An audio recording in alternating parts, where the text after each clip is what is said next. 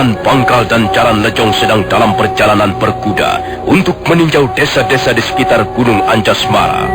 Sudah lebih 10 desa mereka kunjungi semenjak meninggalkan Jasun Munggal.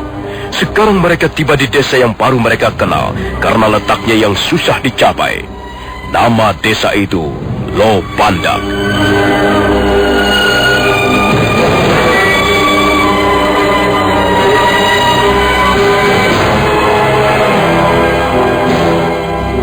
Desa Lopandak terletak di lereng Gunung Anjasmara bagian selatan. Tanah di desa itu kelihatan cukup gembur. Beberapa macam tanaman tumbuh dengan baik. Tapi Jaran Bangkal dan Jaran Lejong merasakan ada keganjilan semenjak kudanya memasuki Lopandak. Mereka lalu bertanya pada seorang warga desa yang bernama Wung Kilur, yang waktu itu sedang sibuk bekerja mencangkul tegalan. Jaran Lejong sangat marah ketika Wung Kilur tidak mau mengantarkan mereka ke rumah kepala desa. Pendekar yang agaknya berdarah panas itu segera mencabut pedangnya.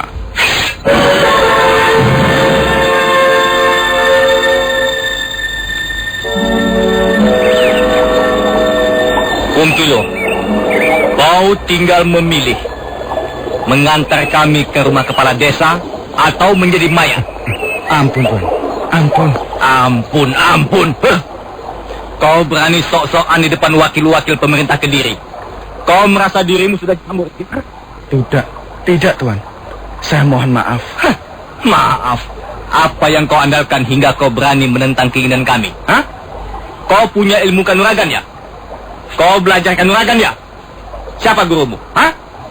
Kau belajar di perguruan mana dan siapa nama gurumu? Tidak, Tuan. Saya tidak bisa apa-apa. Saya hanya bisa menggarap sawah atau tegalan, Tuan. Kami semua yang tinggal di sini hanyalah petani biasa, Tuan. Petani biasa? Kalau kau berani belajar ilmu kanuragan, maka kau akan menjadi musuh pemerintah Kediri. Kau tahu, dilarang keras mendirikan perguruan ilmu kanuragan dan dilarang keras belajar ilmu kanuragan.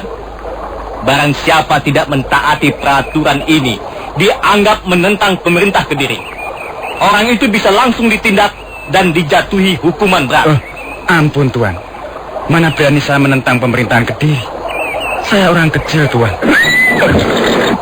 Wung Kilur, kalau kau merasa menjadi orang kecil, kau harus menghormati orang yang lebih besar. Yang berpangkat rendah harus menghormati yang berpangkat lebih tinggi. Kau setuju pendapatku ini atau tidak? Setuju, Tuan. Saya setuju sekali. Akan kita lihat, apakah kau benar-benar setuju atau sebenarnya kau mempunyai pendapat lain yang berbeda.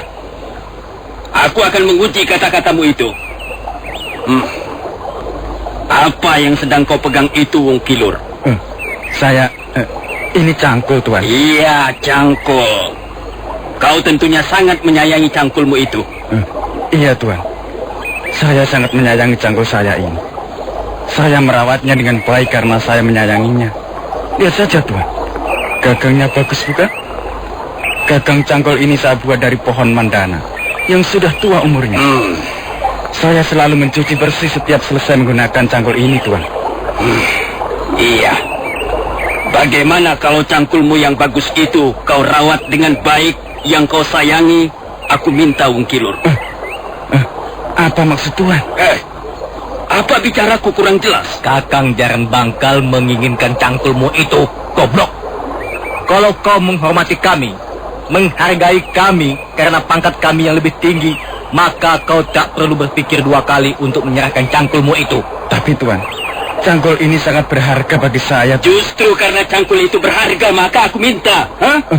Tuan, kalau saya tidak memiliki cangkul ini, saya tidak bisa bekerja, Tuan. Lalu bagaimana saya harus menghidupi keluarga saya nanti? Kalau kau tidak mau menyerahkan barang yang kami kehendaki, itu berarti kau memandang rendah pada kami. Ampun, Tuan. Cangkul ini adalah sandaran hidup kami sekeluarga. Sama halnya dengan tuan-tuan dengan pedang itu. Apakah Tuan juga akan memberikan begitu saja? Kalau seandainya ada orang meminta pedang kebanggaan Tuan. Kurang ajar, monyet jelek, busuk. Kau bukannya menghargai kami, tapi malah mempermainkan kami. Rasakan ini. Ampun. Nah, lihat Punggilo. Lihat cangkul kebanggaanmu ini. Cangkul yang bagus ini akan kuadu kekuatannya dengan sebongkah batu. Jangan, Tuan. Jangan.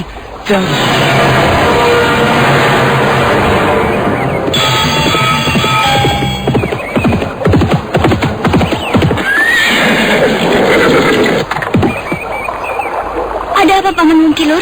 Apa yang terjadi? Orang itu telah berani menghina kami. Dan sekarang dia baru merasakan akibatnya.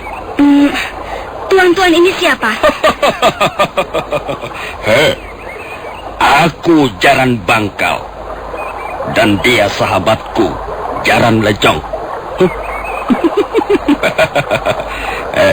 Kau siapa? Nama saya Werda Murti. Pergilah. Kami tak mempunyai urusan denganmu. Saya hanya ingin membantu. Kalau sekiranya tuan-tuan membutuhkan bantuan. Baik. Kau tahu letak rumah kepala desa Lopandak? Oh, jadi tuan-tuan ingin menemui ayah saya? Kakang. Rupanya dia anak kepala desa. Kebetulan sekali. Ya, benar. Kami ingin menemui ayahmu. Kalau begitu, mari. Ikut saya, Tuan. Rumah saya memang agak jauh dari sini. Hiya!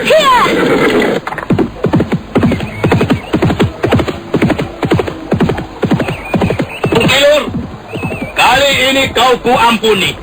Tapi jangan harap aku akan mengampunimu untuk yang kedua kalinya.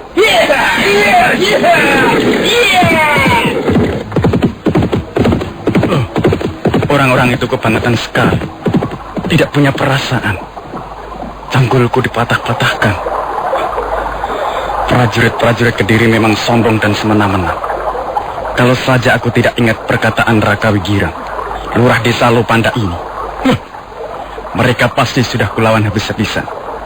Mereka mengira bahwa hanya mereka saja yang mampu bermain pukulan dan tendangan. Sakit sekali tulangku. Sikutku agaknya salah urut. Memang susah menjadi orang kecil. Hanya karena tidak mau mengantarkan ke rumah kepala desa, badanku sakit semua. Cangkulku ikut remuk. Wungkilur! Oh, itu Seninggapapi.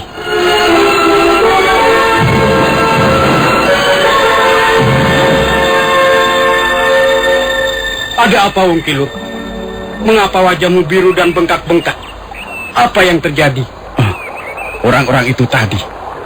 Aku melihat dua orang laki-laki berkuda melewati jalanan ini. Siapa mereka? Kau akan tertawa terkekeh-kekeh kalau tahu siapa mereka, Linggapati. Aku tahu. Pasti prajurit-prajurit Kediri. Apa mereka telah menyakitimu, Wungkilur? Lihat saja mukaku ini. Dan lihat, tulang sikutku tidak bisa ditekuk lagi. Dan lihat juga ini, cangkulku. Prajurit-prajurit tengik. Mereka harus dihajar. Jangan, Linggapati. Kalau aku diam saja bukan berarti takut pada mereka itu. Aku diam karena memang begitulah peringatan keras dari kepala desa kita. Tapi perbuatan mereka sudah keterlaluan, Wungkilur. Sekali waktu, kita harus mengadakan tindakan balasan. Kalau mereka bisa menendang, kita juga harus bisa. Kita bisa menendang, memukul, menghantam. Kita bisa melakukan apa saja yang mereka bisa. Kalau mau menuruti hati yang panas memang begitu. Rasanya kepingin sekali menggebuk mereka dengan gagang cangkulku ini. Tapi akibatnya bisa lebih parah.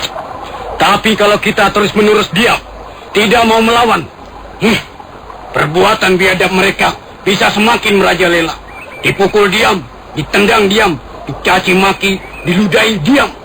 Kita ini kan juga manusia, Wungkilur. Iya, saya tahu. Siapa yang mengatakan kita demit? Aduh. Sudahlah, Linggapati. Kita harus mengikuti apa yang diperintahkan Raka Wigirang, kepala desa kita.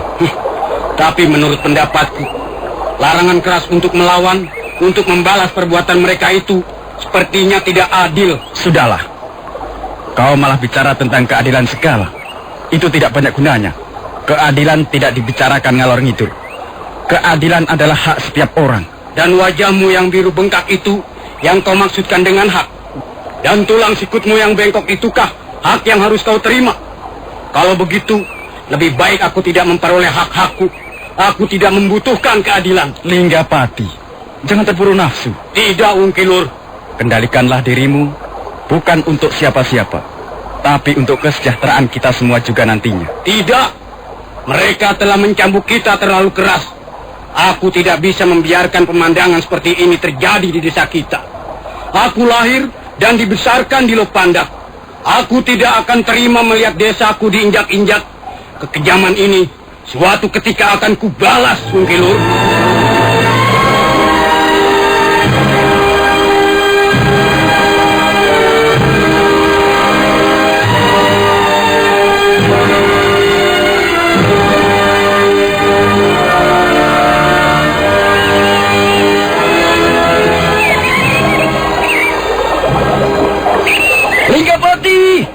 Linggapati!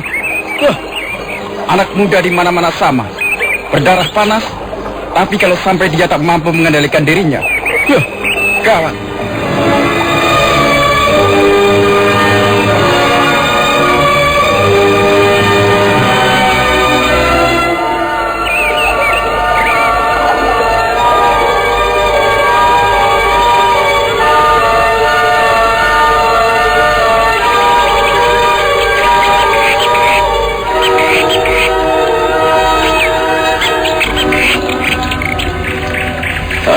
Mari tuan-tuan, mari, silakan. Diminum air gula aren. Mudah-mudahan bisa mengusir haus. Mari, silakan. Terima kasih, Pak Kepala Desa. Ayo, Adijaran Lejong. Iya, Kakang. Mari. Jadi tuan-tuan dari perwakilan pemerintah Kediri yang berada di Jasun Wungkal. Iya, benar. Kami sedang bertugas mengadakan peninjauan pada desa-desa di sekitar lereng Gunung Anjasmara ini. Iya. Iya, kami ingin minta keterangan sedikit tentang desa Lopandak ini. Oh, silakan Tuan Jaran Bangkal. Saya akan berusaha memberikan keterangan yang memuaskan. Terima kasih. Apakah desa ini sudah diadakan cacah jiwa? Oh, sudah Tuan, sudah. Dalam tahun ini sudah 2 kali kami mengadakan cacah jiwa. Ya. Berapa jumlah penduduk seluruhnya? Laki-laki berapa? Perempuan berapa? Iya. Anak-anak berapa? Kami membutuhkan keterangan yang lengkap. Oh, baik Tuan. Anak perempuan 40. 40. Laki-laki 70 anak. Orang tua perempuan 86. Dan orang tua laki-laki 112 orang, Tuan. Iya. Berapa jumlah pemudanya? Atau laki-laki dewasa yang belum berkeluarga? Jumlah warga pemuda tidak lebih dari 90 orang, Tuan. Iya. Apakah di desa ini ada perguruan ilmu kanuragan? Oh, tidak ada, Tuan. Kami di sini hanya bergelut dengan lumpur sawah setiap hari. Kami para petani yang tidak menaruh minat soal-soal kanuragan. Dan lagi, bukankah pemerintah Kediri melarang keras adanya sebuah perguruan ilmu kanuragan, Tuan? Iya, memang perguruan ilmu kanuragan dilarang keras. Iya, Tuan. Syukur kau sudah mendengar larangan itu dan mentaatinya. Oh, tentu kami akan berusaha mentaatinya, Tuan. Iya, kukira cukup. Kami percaya bahwa desa Lopandak adalah desa yang baik. Warga desanya juga warga yang baik, yang mau membantu pemerintah Kediri dalam membina dan menjaga keamanan negara. Oh, kami orang-orang kecil, Tuan. bantuan kami tentulah tidak akan memuaskan, Tuan. Ya, baiklah. Kami tidak akan lama-lama di rumah ini. Kami ingin melihat-lihat suasana di sekitar desa ini. Oh, apakah perlu saya temani, Tuan? Tidak usah. Ayo, Adi, Jaran Lejong. Baik, Kakang.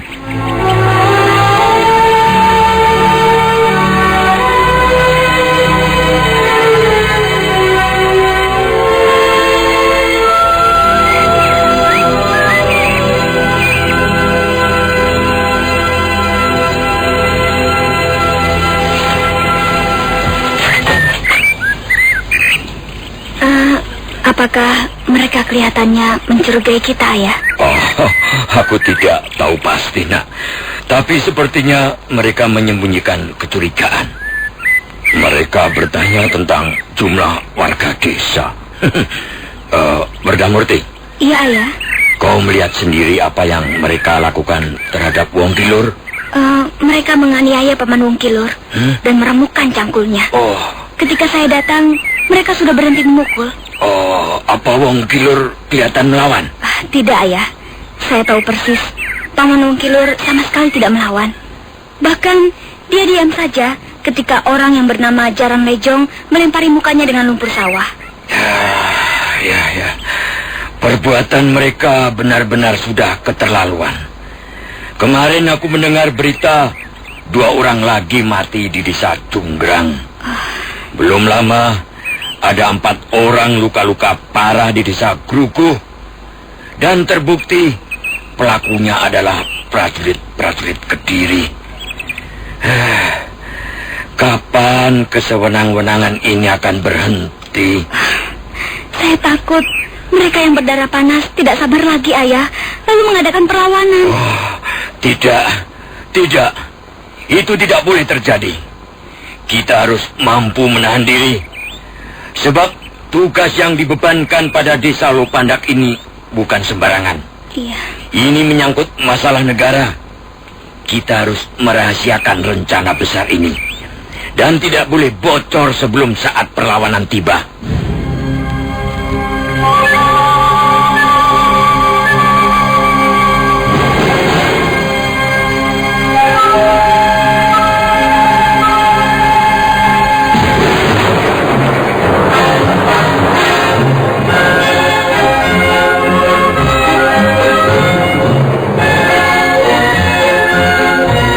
Wajah matahari sudah mulai kemerah-merahan. Cahayanya semakin lemah menyelimuti bukit-bukit dan lembah. Jaran Bangkal dan Jaran Lejong menghentikan kudanya ketika di hadapannya nampak menjulang sebuah dinding batu yang terjal dan tinggi. Rupanya ini jalan buntu, Kakang. Kita tidak bisa terus. Aku melihat ada jalan setapak menuju ke bawah sana. Mungkin jalanan orang-orang yang pulang pergi mencari kayu bakar di hutan. Iya, paling tidak jalan setapak itu bisa dilewati orang. Atau mungkin juga kuda. Apa maksud Kakang Jaran Bangkal? Bukankah hutan tarik ada di sebelah sana? Iya, di sana. Di balik bukit-bukit yang disaput kabut tipis itu. Iya. Aku curiga. Jangan-jangan ada jalan tembus yang menghubungkan desa ini dengan hutan tarik. Kakang, ada orang berkuda menuju kemari.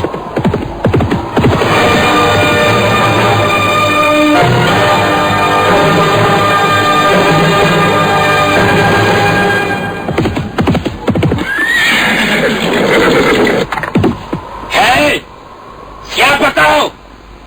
Mengapa kau mengikuti kami? Hei, kau punya mulut untuk menjawab pertanyaanku, bukan?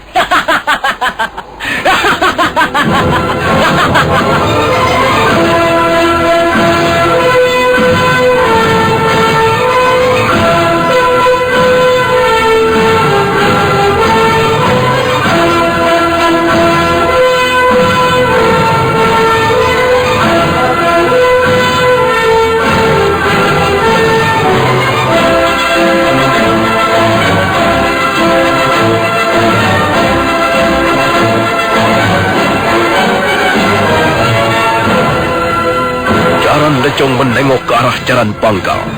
Mereka sama sekali tidak tahu apa maksudnya penunggang kuda itu tertawa. Memang tawa itu cukup keras hingga gemanya sampai ke lembah di bawah. Nah, siapakah penunggang kuda itu? Apa maksudnya mengikuti jaran pangkal dan jaran lejong? Saudara pendengar, silakan menunggu seri berikutnya. Sampai jumpa.